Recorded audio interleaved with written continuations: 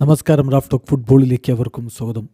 എന്തുകൊണ്ട് എനിക്കന്ന് ബാലൻ D or തന്നില്ല എന്നുള്ളത് എനിക്കിപ്പോഴും അറിയില്ല.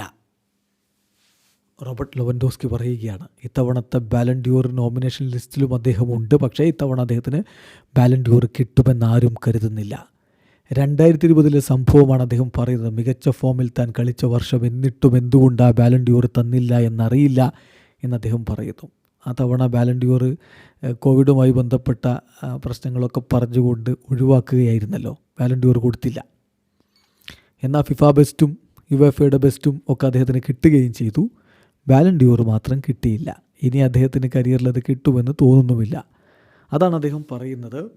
ഞാൻ എൻ്റെ കരിയറിൻ്റെ ഏറ്റവും ബെസ്റ്റിലായിരുന്നു, അപ്പോൾ ബെസ്റ്റ് മൊമെൻറ്റിലായിരുന്നു. ക്ലബിനോടൊപ്പം ഞാൻ എല്ലാം നേടിക്കഴിഞ്ഞിരുന്നു.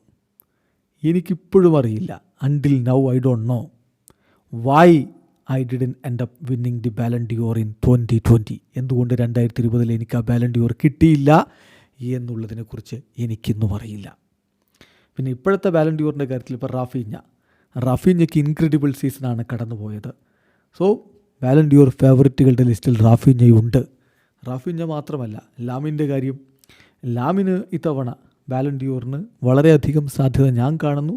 ഇനി ഇത്തവണ കിട്ടിയില്ലെങ്കിൽ അവന് അടുത്ത തവണ അത് കിട്ടും എന്നും ഞാൻ വിശ്വസിക്കുന്നുണ്ട്.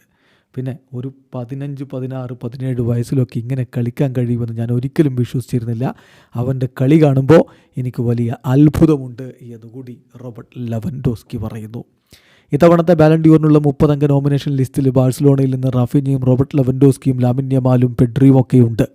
പക്ഷെ അവർക്ക് ലഭിക്കുമോ എന്നുള്ളത് കണ്ടറിയണം, അവർക്ക് ആർക്കെങ്കിലും കിട്ടുമോ എന്നുള്ളത്. കാരണം കൂടുതൽ സാധ്യത എല്ലാവരും ഇപ്പോൾ കാണുന്നത് PSG താരങ്ങൾക്കാണ്. അതിൽ തന്നെ ഒസ്മാൻ ഡംബലെയാണ് പലരും ഫേവറേറ്റ് ആയിട്ട് കാണുന്നത്. വീഡിയോ അവസാനിക്കുന്നു.